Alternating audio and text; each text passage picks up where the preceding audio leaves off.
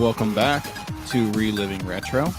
This is a Patreon episode, and we have a very special guest on for this episode, so I'll go ahead and allow him to introduce himself. Hey, what's going on, guys?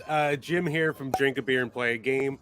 So for those of you who don't know me, I run a page with my now brother-in-law, Brian, and basically we sit down, we review games, we pair beers with them, and we run a podcast that's known as the Power Hour. So it's on iTunes and Spotify as well. Do some recurring segments, talk about the gaming news of the day, and talk about a few craft beers during the time too. So it's a fun time. And thank you guys for having me on. Of course. Yeah, when I saw the name of your show, I'm like, drink a beer and play a game. That's kind of like right up our alley.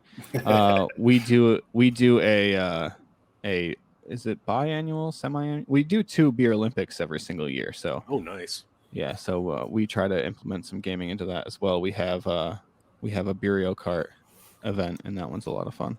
I'm sure you've played Beerio Kart before.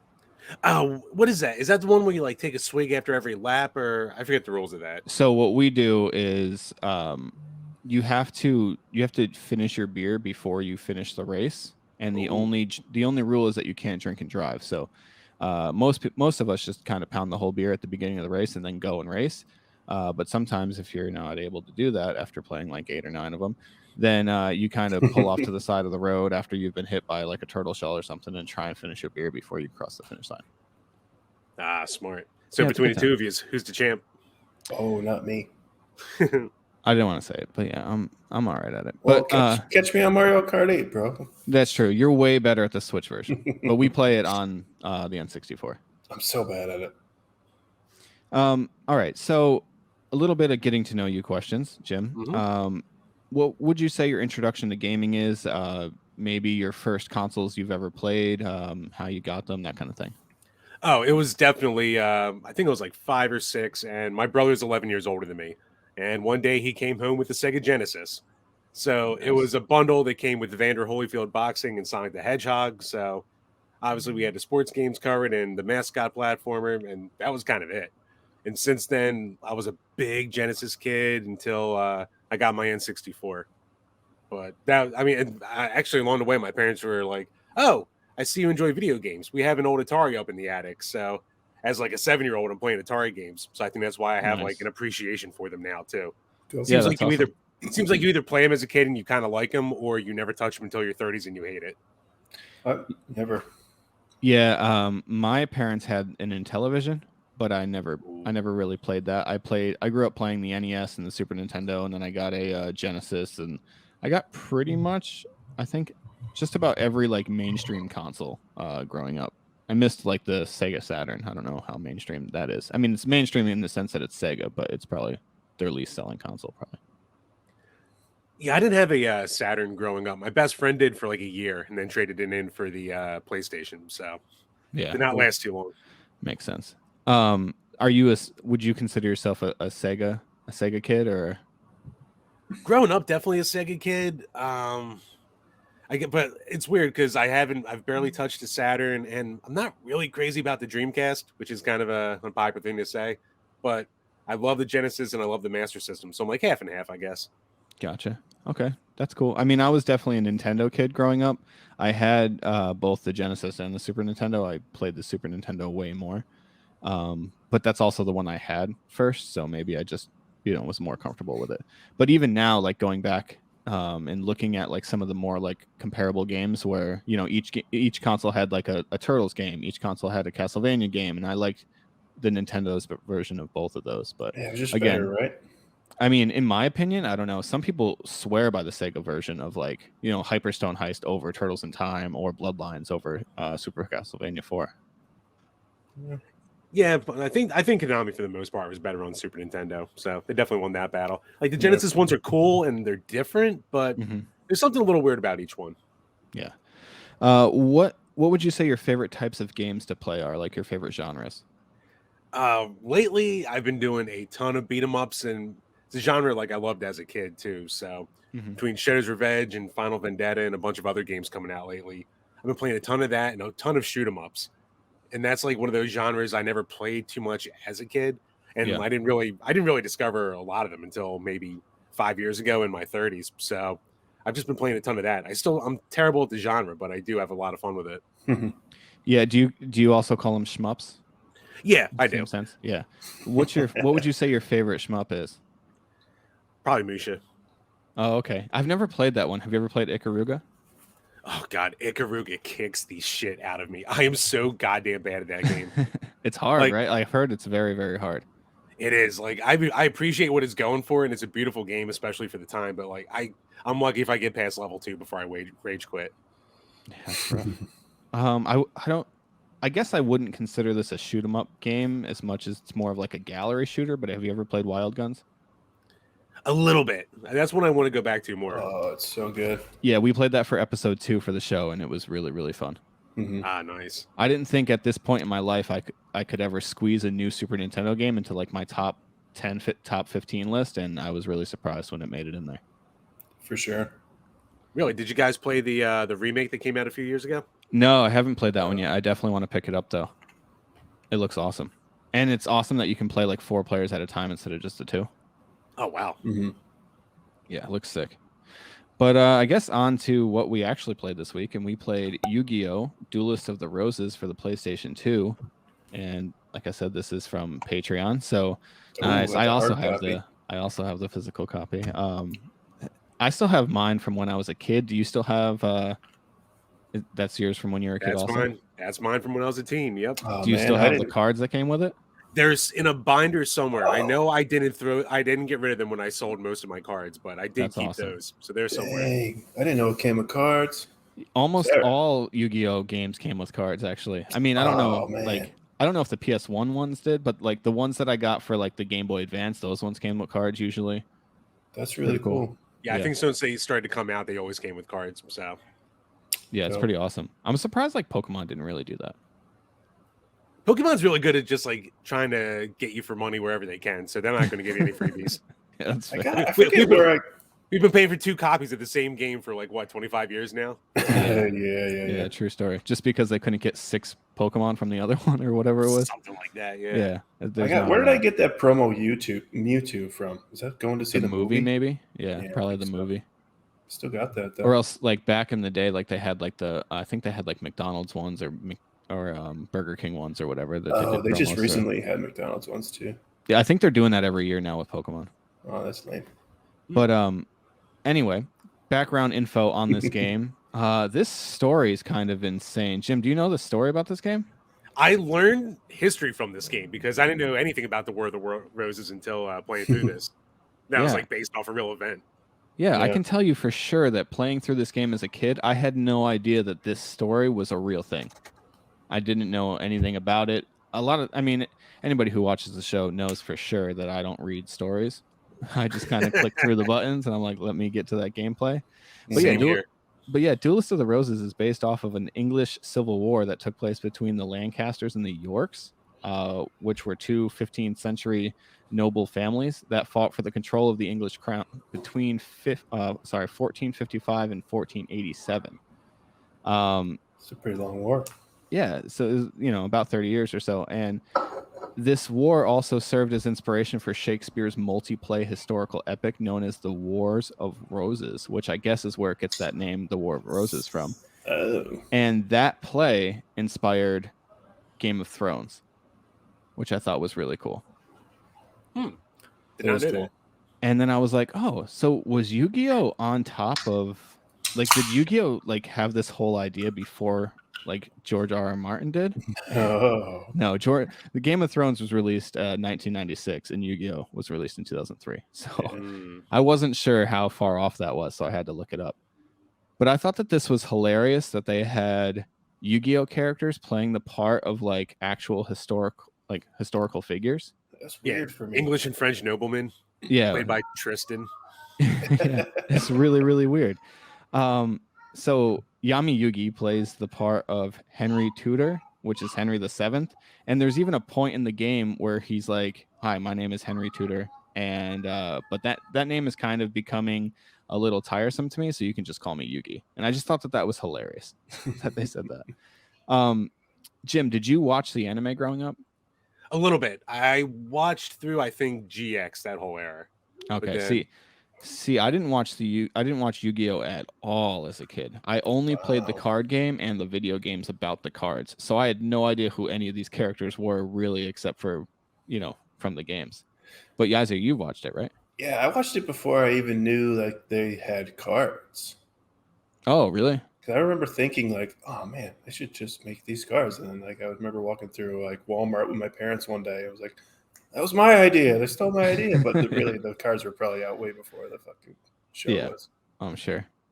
Yeah, I don't know how that worked. If it was a card game first and then it was a show, or like, do you know, Jim? Because I don't know a whole lot I about the background think of it was Yu-Gi-Oh. manga then card game because there was that like Yu-Gi-Oh's like what is it season 0 they call it when like I had green hair and all when it was more violent. So there's like the Oh, more I didn't violent see thing, that. and then like they eventually made like the version we know, and then the card game with it. Like I think it was Gotcha. like in the late '90s. Same So time. Yeah. Interesting. Yeah, see, that's why I love bringing on people that know about the game we're playing, because for the most part, I don't know anything about it. I just know I played it a ton as a kid, and I skipped through all the story and stuff like that. And I just love the actual gameplay of the game. So yeah, I guess we could just kick off story right here. Jim, what did you give story? it's kind of a weird one. So like I gave it a 3 just because I know it's retelling an ancient historical thing. And I do know that, it's funny, like you said, how they shoehorned in being like, oh hey, it's a Yu-Gi-Oh game too. This is weird. So no, I kind of like it. It's very it's both long in the tooth and short. So it's like the unskippable half-hour cutscene of story in the beginning of the game. And then Yeah. then you get like 5 more sentences through the rest of the game, and then it's over. Yeah. Yeah, true. Yaiser? So I went. This is like you said, it was so weird, right? It's so fucking weird because like the game that came before this, and I think like the overall story of Yu-Gi-Oh is based loosely, I think, from what I read, on like ancient Egyptian lore. So then to come in with this game as a sequel to whatever that PlayStation One game is, I forget the name of Forbidden it. Memories, I think. Yeah. So this is like a direct sequel from that, but that was based on ancient Egyptian lore, and then they come right in with like this medieval fucking English shit. So weird. It's so fucking weird, and none of it has anything to do with the show. But that being said, the story is interesting. Like learning about the fucking War of the Roses is pretty cool. My biggest problem though is like these generation of games, like these PlayStation 2 games, like there are some games with like some deep, like crazy stories and like a lot of it was like voice acted. There was a lot of I'm gonna compare it directly to like Final Fantasy X, where most of that game like had voice acting in it and like it told you the story instead of like you having to read it. And especially like as a kid, I didn't fucking bother reading any of that shit. I just Yeah, I skimmed didn't right read through. any of it either. Yeah. So I landed with story on 2.5 stars, which I think that's still being a little bit generous. Okay. I went the other way on it. I thought it was super interesting that they actually based it off of a real war.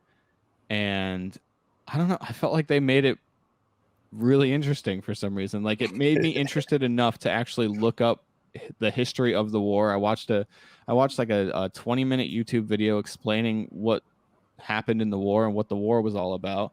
And then I asked one of my buddies who loves history. I asked him, I was like, "Yo, what do you know about the War of Roses?" And he goes, he's like, off the top of my head, he goes, basically just like they're two noble families that were fighting each other, and for power in England. And he's like, and I just know that they based Game of Thrones off of it. And I'm like, what? They did? That's insane. So then I had to look up that. Like, I don't know. I thought all like finding out the backstory about this war was kind of crazy. I gave it 4 stars just because it gave me so much to look up, and not a lot of games have really done that. So for that aspect, I guess I found it very interesting. Cool. Anything else you guys wanted to add about the story? I mean, we touched on it quite a bit, but No, no? that's all I got. It's just so damn goofy. It is. It's It's weird, so too. weird. It's so weird. A lot of my friends. This is probably. I'm gonna go out and say this is probably the hardest game to score that we've played so far for me. Oh, really?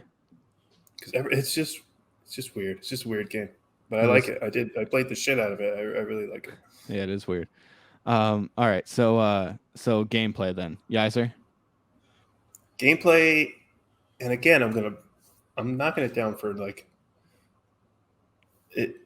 making me fucking read every fucking goddamn thing, and also it being kind of hard to like get more cards and like new cards. So I landed on 3 stars here because I played a ton of this game, but only because I was able to emulate it on my phone, like sit on my couch while I had COVID and fucking watch TV and play on my phone at the same time. I don't know if I had to like come over here to my computer and like just sit here and play the game. I don't think I would have played it as much as I did.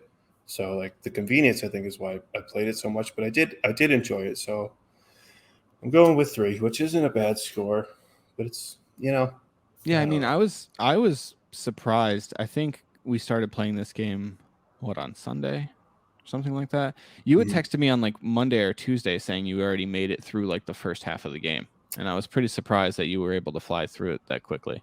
COVID, I had to sit in the living room by myself for like 5 days. I actually just went through about this week too, so I'm right there with you. Well, there you go, man. Oh, that's crazy. All right, Jim, what do you think about gameplay? I know I'm scoring it way too high, but I love the game so damn much. I gave it a 4. Just because, like, if you're going, if you're not a fan of the card, it's weird because you don't need to really know the card game to play this because it's so different from the card game. Mm-hmm.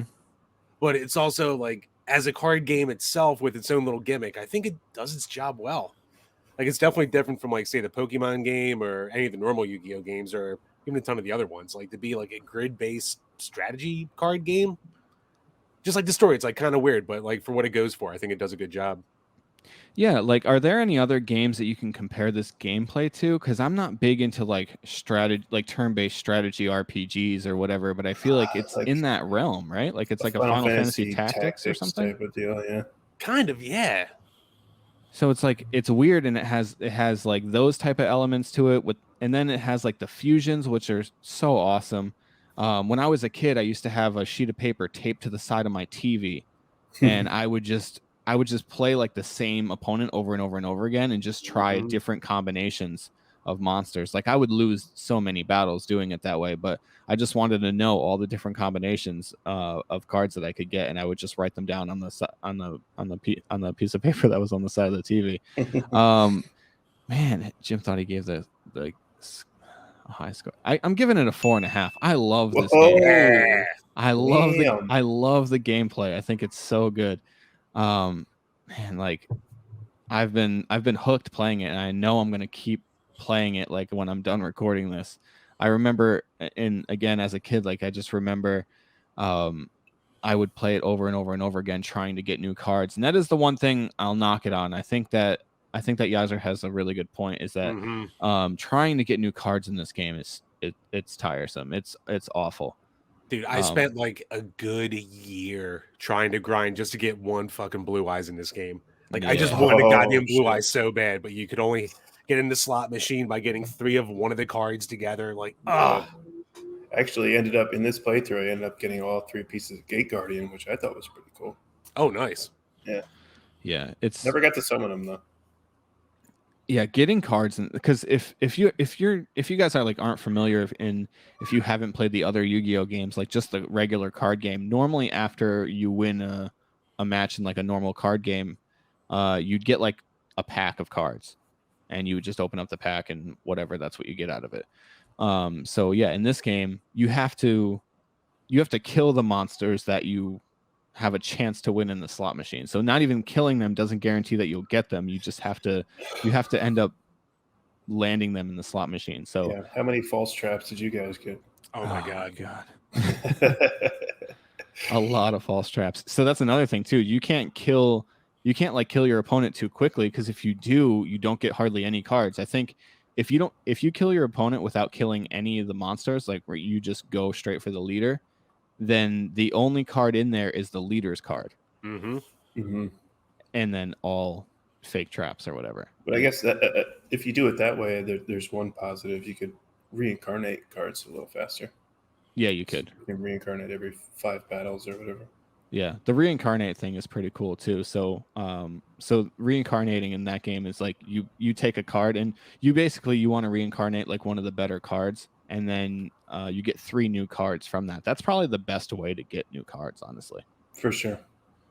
Yeah, you don't want to like sacrifice something good, but then it's like 3 good cards instead, though. Yeah. That's how I got all the pieces of Gate Guardian. I reincarnated like the best cards I wasn't using. There you go. I feel like the game knew which pieces I had and which ones I didn't too, because like it gave You me didn't get the same one gave me twice? the centerpiece. I got one piece twice, but like once Gotcha. I had both, once I had 2 of the 3 pieces, like the first time I reincarnated a strong card, it just gave me the third piece, the top piece. Now, Jim, do you have like a favorite like deck or favorite like monster type that you would tend to play with, or? I think I had the most nostalgia for my first deck that like I was actually able to win some games with. So it was a zombie deck, and basically like I needed to get Pumpkin out and just let him sit in the back and just beef up everything else. And there are so many games where I would just turtle, and then every monster would have 4,000 attack, and I'd be able to win. Yeah. I sent Rigney a screenshot from my phone where I had just 5 pumpkins on the field. Oh God. Yeah. So basically, you can take any zombie and any plant, not any zombie and any plant, but most zombies and most plants, and just fuse them, and you'll just get a pumpkin. So that was my strategy to try to get. So I fought the necromancer a bunch of times to get as much of like shitty little peon zombies as I could in my deck. And then I got lucky on my first reincarnate. I reincarnated a shitty card, and it gave me 3 little shitty plant cards. So I was just making pumpkins like they were nothing, man. And I didn't have trouble fighting anyone after that. And that's what you got to do, though. You have to grind these early battles so friggin' much because your starter decks are just such garbage. Mm-hmm. Yeah, they really are. And so I did not have any type of strategy at all. I played this game like I was still 11, and I basically was just like, oh, what are the monsters with the highest attack? And then like the only magics I would keep in my deck are the ones that would power me up, and then the only traps are the ones that would power down the opponents, and that's pretty much how I played this game. And I would just bum rush like whoever the leader is, and a lot of times I would win because I would just trap them and they could not make any moves. So basically like checkmate. Yeah. But I think that this game had a lot of, I don't know, just a lot of different ways to play it. Like so many different ways to build your deck. And I think it's cool that like cards can get promoted and you can like make them the leader, and they can get like different rankings, and depending on the ranking they get, they have like different abilities and all that kind of stuff. So this game really offers a ton if you really want to sit down and spend 100 hours playing it, which I did when I was a children. So yeah, it was a lot of fun. I didn't get that opportunity. I only had 7 days from Blockbuster. Yeah, that's fair. You only had 7 days this week too, so that's true. Getting into visuals, I'll get this one started off, I guess. I don't think this game looked amazing by any. I mean, it's a board game essentially, right? So how good of visuals can I really give it? I think the sprites looked all right, and I guess I was gonna lump this part into it. The battle like animation thing that can happen, which I'm assuming 99% of players turn that off after their first fight because it's like it's a novelty thing. Oh yeah. You never turned it off? No, but you can like skip. If you press circle, you just you can skip it. Yeah, but if you turn it off, it doesn't even like load into it, and it just brings the cards up, shows the damage, and then the cards go away. Oh shit. Yeah, you save so much time. Yeah, you probably would have played 100 hours if you turned that thing off. Yeah, maybe. But I gave visuals a 3.5. I don't think they're ugly to look at. But obviously there's nothing like super impressive here. There's no like crazy like special effects or anything like that. I don't know. Mm-hmm. And as far as like I didn't really see any like visual like glitches or any of that either. So like I said, I think it's pretty clean for it being a card game, and for it being a card game, really, I don't know how much more I can give it than a 3.5. Yaiser? Yeah. So I thought it was pretty cool. Like when you flip your cards face up, you got your little monsters on the board, and that's cool. And they look pretty cool. Like you're saying, the sprites are cool. But the little battle cutscenes, they could have been like way better. I'm going to compare this game because it's a PlayStation 2 game. I'm going to compare it to Final Fantasy X again. Like those cutscenes and those cinematic cutscenes in that fucking game were just unreal, kind of. So I landed on this with 3 stars because it wasn't, like you said, it wasn't shitty at times. There was nothing ever that made me like, wow, that looks fucking awful. But they could have it could have been better. That's fair. Jim? I landed on a 3 because it's basically the same reasons you guys said. Like, Mhm. I think the little sprites, almost like cardboard cutout looking stuff, like they look fine. They're drawn well enough, and the 3D models are cool. It's just the fact that there's so many of them. That's like I think Yep. the Yeah, impressive that's part rough. about it, because there's so many models and so many attack animations. So Mm-hmm. that's cool, but everything else does look, kind of plain like you guys said. So I think Yeah. it's completely middle of the road, but still a little above average. So I gave it a 3. I'd say a pretty good part of the game too is how many monsters could show up on the screen at a time without it really suffering from any slowdown. I don't know if slowdown was really an issue for the PS2, but I mean, at least for the emulator on my phone, it did not slow down at all, and for that, I was somewhat impressed. I was very impressed with this fucking Android emulator. I was playing Yeah. on a real PS2, and what do you call it? No, Nice. it didn't really have any slowdown or anything like that either. So Nice. yeah, I mean, it runs pretty well for what it is. Yeah, I wanted to boot it up on my actual PS2. Just the convenience of having it on my phone is like so nice. It's hard to beat Yeah. that. Can't beat Oh it. yeah, And it didn't really take anything away from the gameplay. I don't think I could play a game like GTA on my phone. You know what I mean, with the buttons on the screen and all that I'd be able stuff. to But run. yeah, but this game, it's a turn-based strategy or whatever, so it's pretty easy to be able to just hit Right. that D-pad and move around. Yeah. Moving on to sound, Yaiser, I'm curious to see what you think of sound. So as soon as I loaded this game up first time, and I heard that fucking intro song, that like Japanese metal, like fucking, I was like, holy shit, this fucking sounds dope as shit, right? But then like as I was playing the game, like none of the other songs except for maybe one were really like stood out. But like, so I went back and I started a second game because I thought maybe my mind was fucking with me. Maybe I didn't remember like this metal song. So I went and I looked for that song again, and I found like a full soundtrack. And I listened to like a snippet of every single song. I found that song, that metal song. It is real. It's called the intro song, and it's fucking awesome. And like most of the music in this game is actually pretty dope. Some of it's a little elevatory, I guess you could say. But like Yep. a lot of the songs in this game are pretty dope. I gave it 4 stars. I thought it was awesome. Nice. Yeah, I think my favorite song, Yaiser actually played it before we started the show. But my favorite song is like it's like this like trap classical remix kind it's of like music. classical piano with like a trap beat over it. It's pretty awesome. Yeah, it sounds amazing kind of. What side is that? It's when if you choose to fight the Lancasters. Yeah, Right? whatever the Yeah. white tip. So if you're the Yorkists, Yorkists, yeah. If you're the Yorkists, you'll hear that I think in the first like 1 or 2 levels or first like 1 or 2 battles or whatever, and it sounds amazing. it's awesome.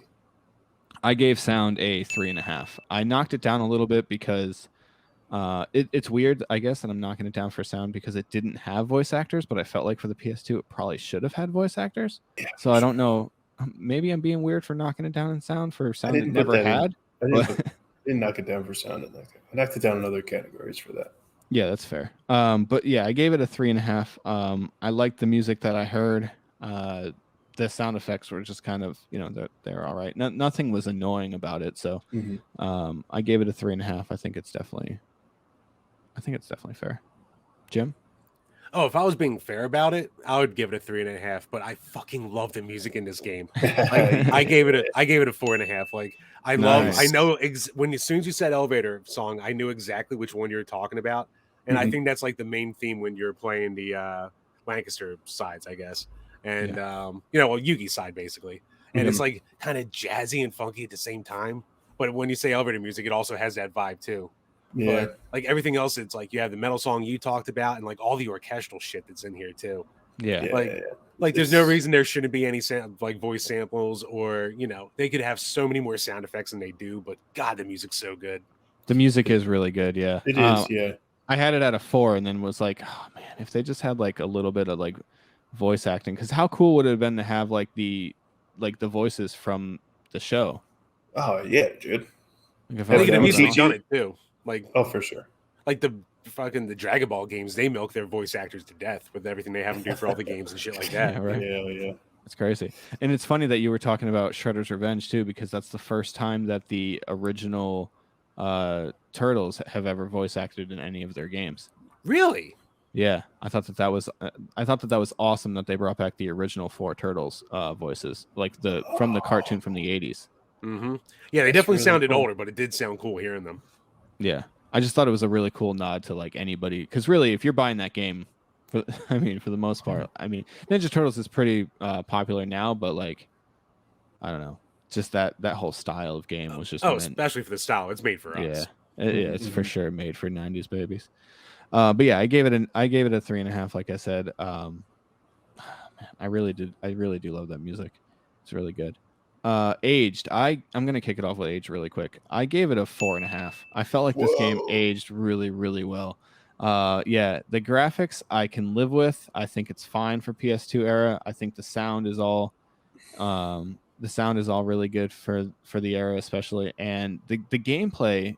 That's really what I look for how well the game aged. Can I play it and not feel like the game is super old? 100%. It's a 4.5 for me. I can pick up the game and play it whenever and not feel like not feel like I'm playing an old game at all, really.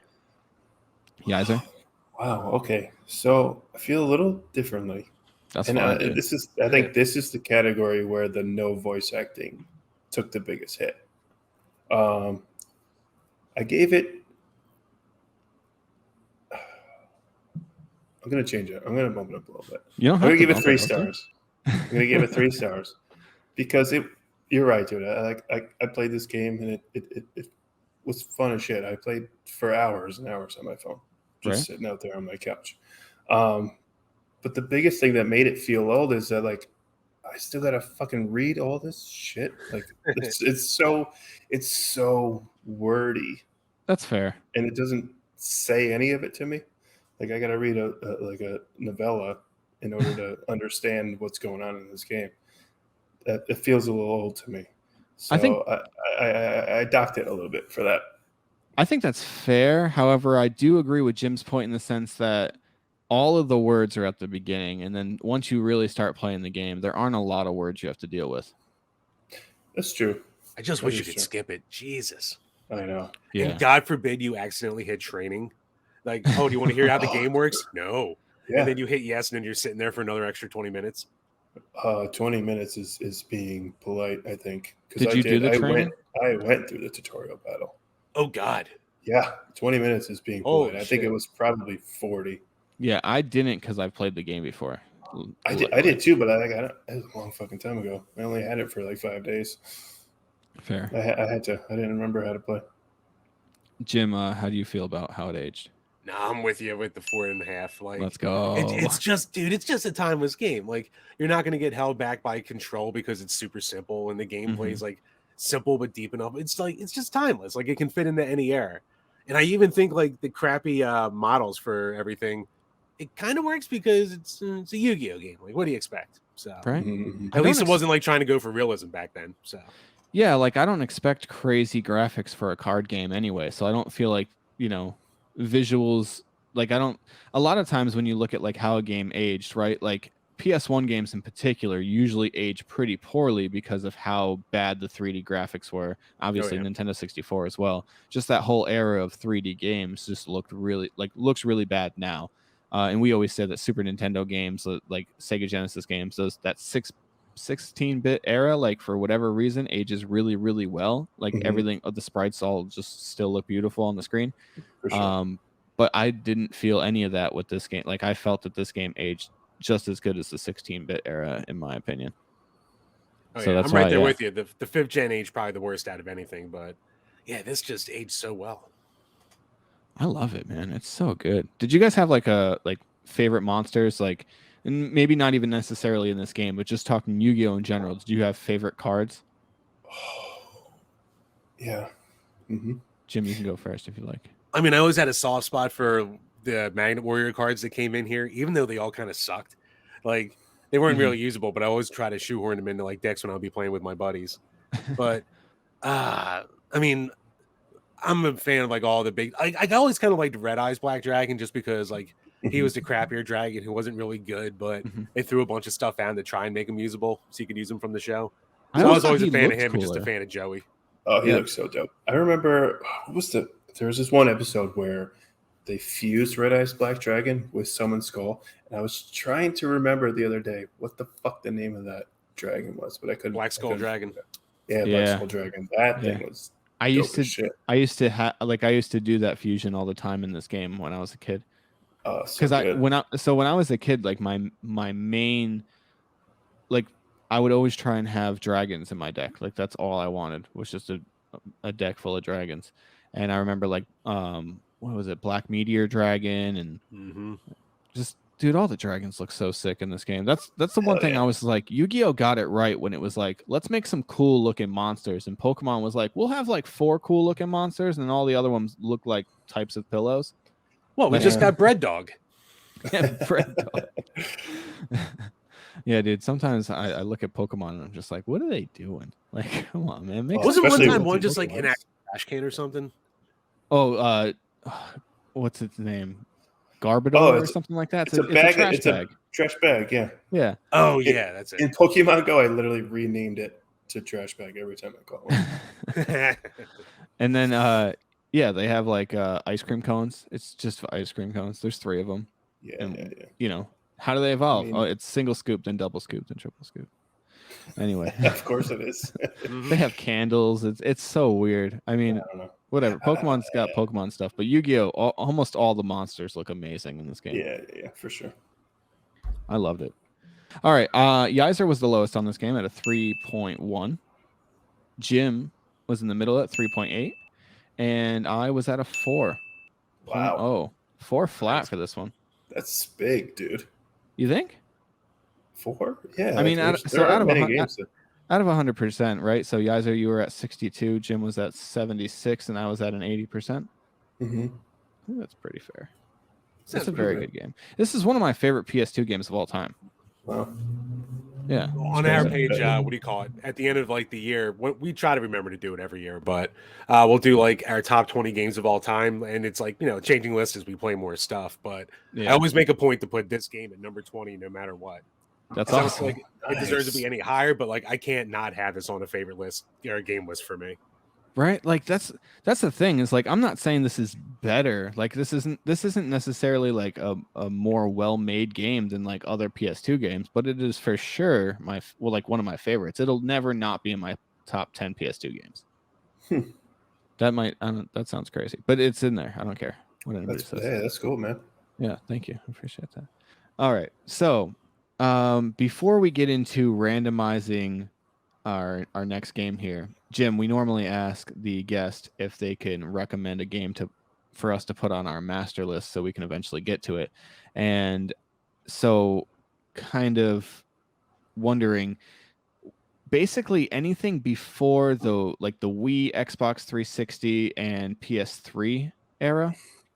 So what gen is that? Gen 7?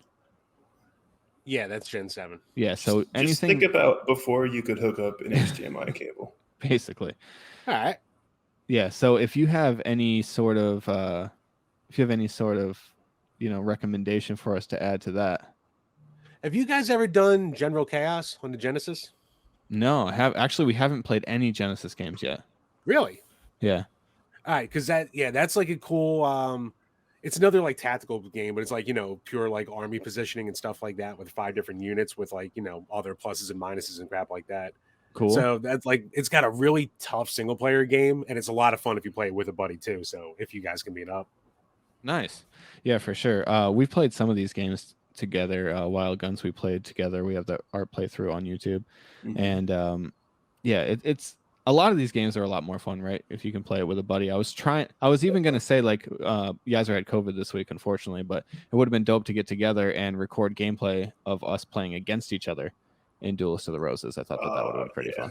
I wish you could do this like over a LAN setup too. Like, I don't know if PS2 has that, but you know, set up two PS2s with the 2 copies of the game so you can like see each other's decks. There's no way you're not peeking. Yeah, and And unfortunately, like if we tried to, like, we couldn't take the decks that we've been using, right? Because we've been emulating them, so we would have had to just take like pre-made decks or whatever to play them against each other, which would have been kind of crappy. But Yeah, pretty much. Back in the day, you could bring, like, I would bring my memory card over to my buddy's house. We'll do it that way. right. Nice.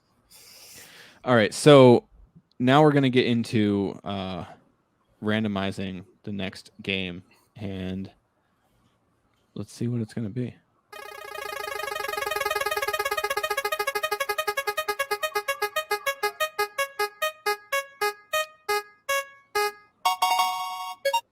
All right, Jim. So this is a fun little thing that we like to do for our guests here, where I vaguely describe the game, and we have to see if you can guess it. Yaiser also doesn't know the game. I do. I'm the only one. All right. So we have a 1999 survival horror game developed by Konami for the PlayStation 1. Silent Hill. Silent Hill. Nailed it. Nice. First guest to get it, I think. Nobody else has ever. I don't think anybody else You has gotta ever deal gotten with it tank first controls go. all over again. It's not Dude. that bad, though. So we just played Resident Evil 3 Nemesis, and it's going to be very interesting to compare the two because we literally just got done playing that game. That was last episode. That'll probably help. I went back to it like 2 about a episodes couple ago. months ago. I went back to it a couple months ago, and I was like, this controls a little better than I was expecting. Like, I was kind of expecting complete shit, but I think it's a little smoother than the old tank stuff. Oh, really? All right. Did It's still not like great, but like it's surprisingly decent. Have you ever beaten it? Not the first one. No. I remember when I was a kid, I got to this part where, because I had this game when I was a kid and I used to play it all the time, but I got to this one part where it's like a little puzzle and you have to put these coins into like a desk or like a chest or something like that. And I don't know if I couldn't find all the coins or if I was just getting the positioning of them wrong or something. I can't remember exactly what it was. I just remember where I got stuck in the game, and I could, for whatever reason, could never figure that out. And I guarantee I go back to it now, like being like a grown adult with the semi more developed brain, and I bet I get it a lot quicker now. And I was just being a stupid kid before, but who knows? I guess we'll see. Yeah, right. All right. Well, thank you so much for joining us, Jim. I really, really appreciate it. No, thank you guys for having me on. It's a lot of fun. Of course. So, all right. So, Jim, do you want to tell everybody where they can find you? Yeah. Head on over to YouTube. Type in "Drink a Beer, Play a Game." You'll find us. You just have to go through a couple Luke Bryan listings for whatever reason. Then, yeah, if you want to find on Twitter, we're at A Beer in a Game. Drink a Beer, Play a Game on Instagram. And if you want to find our podcast, definitely head on over to one of our socials and find it there. If you type in the Power Hour, there's like 1,000 of them. And we didn't realize this until we're like 100 episodes in. And we're like, shit, our SEO. But it's whatever. It's too late now. So hit us up on the socials. You'll find all of our links there. So I haven't listened to the podcast, but do you actually do a Power Hour while you're doing the podcast? Every once in a while, we'll do that. Anytime we have guests on, and you guys are definitely going to be invited on as well. So appreciate it. Definitely would love to have you guys on.